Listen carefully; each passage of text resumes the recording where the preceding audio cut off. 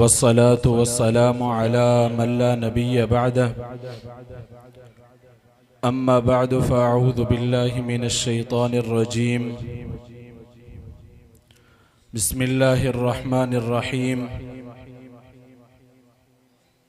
फन्किहू मा ताब लकुम मिनन निसा सदक़ल्लाहुल अज़ीम। वअन अनस रज़ियल्लाहु अन्हु क़ाल क़ाल रसूलुल्लाहि सल्लल्लाहु अलैहि वसल्लम इज़ा तज़व्वजल अब्दु फ़क़द इस्तकमल निस्फ़द्दीन फ़ल्यत्तक़िल्लाह मा फ़िल बाक़ी औ कमा क़ाल अलैहि सलातु वस्सलाम। वअन माक़िल इब्न यसार रज़ियल्लाहु अन्हु क़ाल क़ाल रसूलुल्लाहि सल्लल्लाहु अलैहि वसल्लम तज़व्वजुल वदूदल वलूद फ़इन्नी मुकाथिरुम बिकुमुल उमम औ कमा क़ाल अलैहि सलातु वस्सलाम। वक़ाल रसूलुल्लाहि सल्लल्लाहु अलैहि वसल्लम अन्निकाहु मिन सुन्नती वफ़ी रिवायतिन फ़मन रग़िब अन सुन्नती फ़लैसा मिन्नी औ कमा क़ाल। अल्हम्दुलिल्लाह,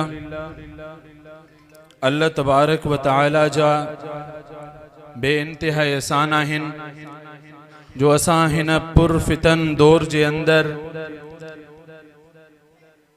हिकड़े बाबरकत प्रोग्राम में बाबरकत जगह अल्लाह जे घर में हाजिर आयूं। अल्लाह खां दुआ है अल्लाह साईं हिन अज वडे बाबरकत प्रोग्राम जे सदके असां समूरन खे जेको आहे बख्शिश अता फरमाए, असां समूरन जो अचण क़बूल फरमाए। सब खां पहिरियां मां हिन प्रोग्राम जी मुबारकबाद पेश कंदम असांजा वडड़ा असांजी कौम जा हिकड़ा मुअज़्ज़ज़ ऐं असांजे मथां पंहिंजी दिली शफ़क़त कंदड़ हज़रत अलहाज इमदादुल्लाह फुलपोटो साहब जन खे जो अल्लाह तबारक व तआला उन्हनि खे औलाद जहिड़ी नेमत अता कई आ ऐं औलाद में भी अल्लाह साईं उन्हनि खे इन्हे चजे त नेमत में कसीर ऐं वधारो अता कियो आहे। ऐं अल्लाह जो यो फज़ल जो अज हाजी साहब जे नंढन फर्जंदन यानी कि जिन जा आखिरी नंबर आहिन उन्हनि जो सुन्नत निकाह आहे। मां इन तकरीब जी हजरत अलहाज इमदादुल्लाह साहब के दिली तौर से मुबारकबाद पेश कंदुम।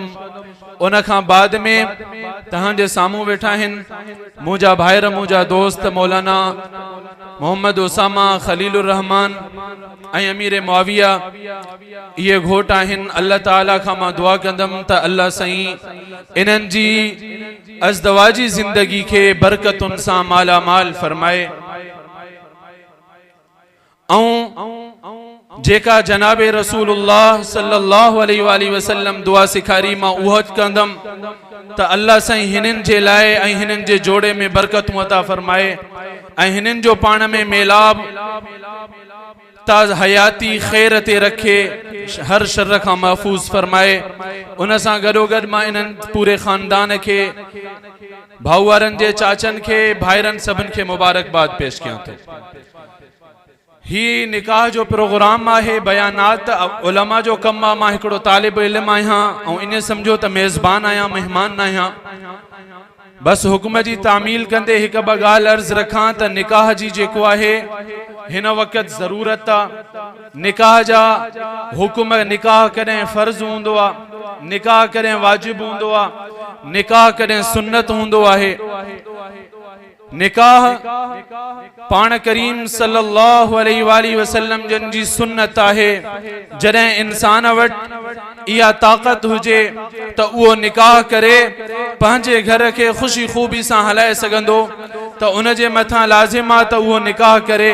अगर जेकॾहिं कंहिंखे इहो ख़दशो आहे त मां निकाह न कयमि त मूंखां गुनाह थींदा रहंदा, अगर मां निकाह सुन्नत न कयमि त मां ग़लति रस्ते ते हलंदुमि, इन जे मथां हाणे वाजिब आहे त इहो निकाह करे।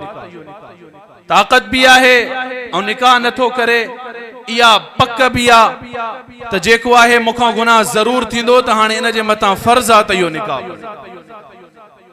थोड़ो ख़दशो आहे त वाजिब आहे, अगर पक आहे त मां निकाह न करण जे करे मां गुनाह जे रस्ते ते हलंदुमि, त हाणे इन जे मथां निकाह फर्ज़ आहे, निकाह करे। ऐं निकाह तक़रीबन अंबिया इकराम जी सुन्नत आहे। निकाह सां जेको आहे अल्लाह तबारक व तआला रिज़्क़ वधाईंदो आहे इंसान जो। निकाह मां तहां जे साम्हूं हज़रत अनस रज़ी अल्लाह तआला अन खां रिवायत पाण करीम सल्लल्लाहु अलैहि वसल्लम जन जी पेश कई। साईं जन सल्लल्लाहु अलैहि वसल्लम जन फरमाइन था, इदा तज़व्वजुल अब्द, जॾहिं बानो निकाह कंदो आहे, क़द इस्तकमल निस्फल ईमान, त उहो ॼण त अधु ईमान उन जो मुकमल थी वियो। निकाह यानी के अधु ईमान आहे। बाकी फलियत्तक़िल्लाह, बाकी मामलात में तहां अध मामलात में अल्लाह खां डिजो। अधु ईमान तहां जो निकाह सां खत्म थी वियो, पूरो थी वियो। बाकी अधु ईमान में तहां ॿियनि कमनि में अल्लाह जो खौफ रखो ऐं ॿिया सुठा कम कयो। ऐं निकाह जेको आहे इहो हर कंहिंखे करणो आहे, हर कंहिं जे लाइ। जीअं हाजी साहब पंहिंजे पुटनि जो कराए थो, त इहो सबक़ आहे त तहां जीअं जेको आहे औलाद जवान थिए, निकाह जा वसाइल हुजनि, निकाह कराए छॾो। खोड़ सारा निकाह जा फ़वाइद आहिनि। निकाह जा काफ़ी फ़वाइद आहिनि। इंसान ग़लति रस्ते खां, ग़लति सोचुनि खां, ग़लति कमनि खां बची वेंदो, हलाल रस्ते ॾे अची वेंदो, हराम खां बची वेंदो। ऐं हुकुम भी निकाह जे लाइ इहो ई आहे त निकाह जल्दी करायो। ऐं इन निकाह जे अंदर वरी पोइ बक़ाया जेकी ज़िंदगी आहे उनखे इंसान पंहिंजे इअ्तिदाली सां गुज़ारे। कुछ शयूं अहिड़ियूं आहिनि जेके घोट जे लाइ आहिनि, कुछ शयूं अहिड़ियूं आहिनि जेके कुंवार जे लाइ आहिनि। कुछ शयुनि जो घोट खे ख्याल रखणो आहे त भाई जेका तोखे निकाह में छोकरी मिली, कोई भी इंसान न चाहींदो त मां पंहिंजो जिगर जो टुकड़ो कंहिं ॿिए जे हवाले कयां। अलबत्ता जेको भी थे थो त इहो अल्लाह ऐं अल्लाह जे रसूल जो तरीक़ो ऐं पैगाम, अल्लाह जो हुकुम, जनाबे रसूलुल्लाह सल्लल्लाहु अलैहि वसल्लम जो तरीक़ो, अंबिया जो तरीक़ो, अल्लाह जो बणायल निज़ाम आहे। हर कंहिंखे निकाह कराइणो आहे, इन जे करे ॾियनि था। त हाणे अॻियां जेको घोट बि न्याणी वठे थो, इन जे मथां लाज़िम आहे त उन ते उहा नज़र रखे जीअं असांजे घर में असां जूं औरतूं असांखे अज़ीज़ आहिनि, जेका घर में वठी था अचूं उन जो बि इन ई ख्याल रखो। ऐं उन कुंवार खे बि इहो खपे त पंहिंजे घर जे बक़ाया अफ़राद जो इन ई ख्याल रखे जीअं पंहिंजे पीउ जे घर में पंहिंजे वालिदैन, पंहिंजे भाइरनि जो ख्याल रखे पई। इहा शइ उन जे लाइ आहे ऐं हीअ शइ घोट जे लाइ आहे। हज़रत साईं हैदरी साहब फरमाईंदा हा त जेकॾहिं इहो अल्लाह जो हुकुम न हुजे हा, रसूलुल्लाह जो हुकुम न हुजे हा, कोई कंहिंखे न ॾे हा। जॾहिं तव्हां वठी था अचो त हाणे इन्हनि शयुनि जो ख्याल करणो आहे। इन सां तव्हांजे घर जो माहौल सिधो थींदो, इन सां तव्हांजे घर में बरकतूं ईंदियूं। जॾहिं असांजी भेण खे, असांजी न्याणी खे तकलीफ़ पहुचे, यकीनन असांजी दिल दुखंदी। इहा ई नज़र जॾहिं असां ॿिए जी न्याणीअ लाइ रखंदासीं, जेका ॿिए घर मां निकाह करे वठी आया आहियूं, त समूरा घर जा जेके मसाइल आहिनि हल थी वेंदा, आसान थी वेंदा। अॼु असांजे हर घर में, पूरी दुनिया के अंदर तहां मामलात ॾिसो, ज़ाल मुड़स जा छो न था हली सघनि। उनजी मेन वजह इहा आहे, हर को चाहींदो आहे मुंहिंजी न्याणी ख़ुशि हुजे। जॾहिं सभिनि खे तूं पंहिंजी न्याणी वारी नज़र सां ॾिसंदे त हीअ जेकी पराई आई आहे, इहा बि हाणे मुंहिंजी न्याणी आहे। जीअं मां पंहिंजी न्याणीअ खे का तकलीफ़ नथो ॾियां, इन हिनखे न ॾियां, त दुनिया में जेके घर आहिनि सभिनि जो माहौल सही थी वेंदो। जॾहिं असां इहा सोच रखूं, उन सां गॾु असां जॾहिं दीनी तालीम ते तवज्जो ॾींदासीं, पंहिंजी औलाद जो, पंहिंजे घर वारनि जो, त पोइ नतीजा सुठा निकिरंदा। जॾहिं सहाबा इकराम जी ज़िंदगी सहाबियात जी ज़िंदगी पढ़ाईंदासीं त नतीजा सुठा निकिरंदा। हिकिड़ी सहाबी आहे, उन जी शादी थी, मुड़स इस्लाम जे कम में ॿाहिरि निकिरी वियो। सहाबियात जो तहां ईमान ॾिसो ऐं पंहिंजे मुड़स जी फर्मा बरदारी ऐं इताअत ॾिसो।